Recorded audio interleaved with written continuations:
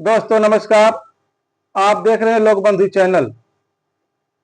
दोस्तों, आज से एक हफ्ता पहले नीति आयोग के सीईओ वी.वी.आर. सुब्रमण्यम के द्वारा जापान से भारत की तुलना की गई कि भारत की अर्थव्यवस्था जो है जापान से भी आगे निकल गई है।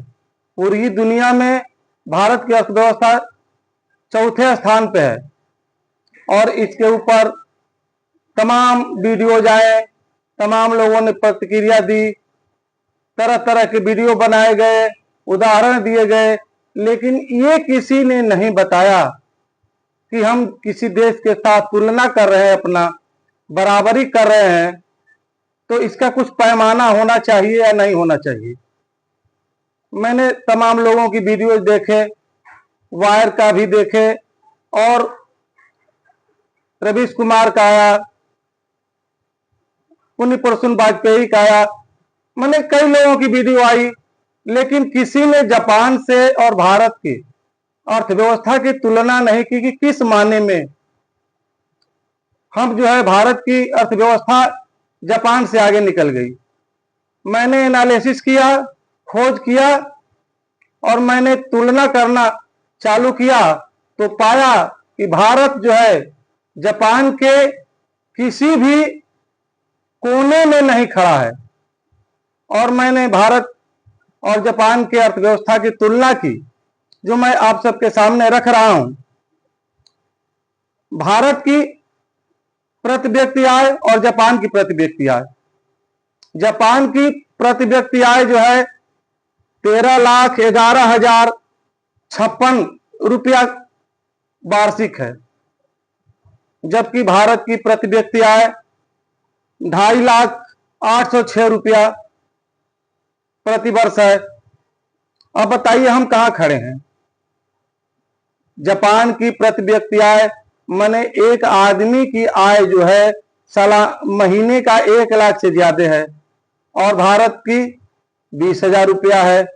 अब हम अपनी तुलना दुनिया के चौथी अर्थव्यवस्था में कर रहे हैं और जापान के साथ बराबरी कर रहे हैं।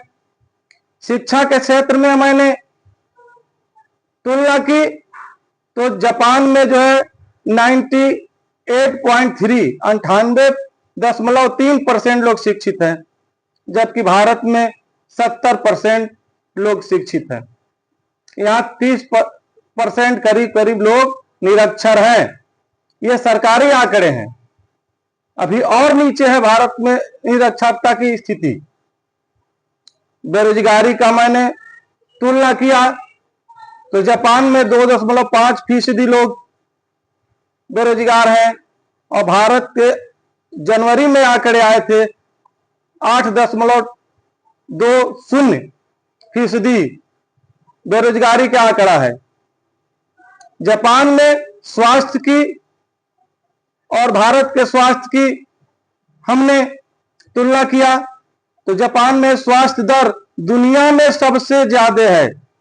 जापान में महिलाओं की जो आयु है 91 वर्ष है लगभग और पुरुषों की 84 वर्ष है।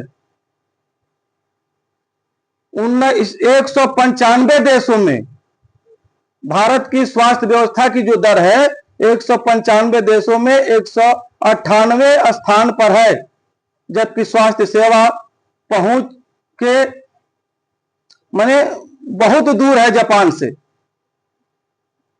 जापान और भारत की तुलना बहुत अंतर है और हमारे देश के नीति आयोग के सीईओ जो है चौथी अर्थव्यवस्था बना दिया।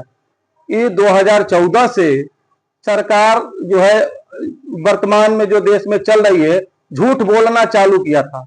और आप जानते हैं कि एक झूठ को छुपाने के लिए 100 झूठ बोला जाता है तो भी झूठ छुपता नहीं है और झूठ इतना खतरनाक होता है कि पूरी व्यवस्था को ले डूबता है। वही स्थिति हमारे देश की बनी हुई है।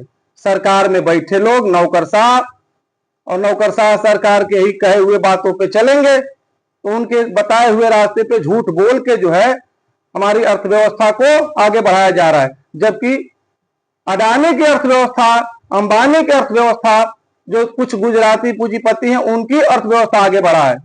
आपको मैंने सब चीज का तुलना कर दिया।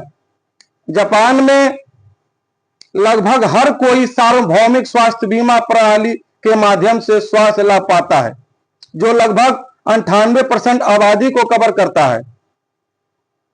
और पूरी दुनिया में जापान स्वास्थ्य लाभ में मन 195 देशों में 26वें स्थान पर है और भारत 158 स्थान पे है।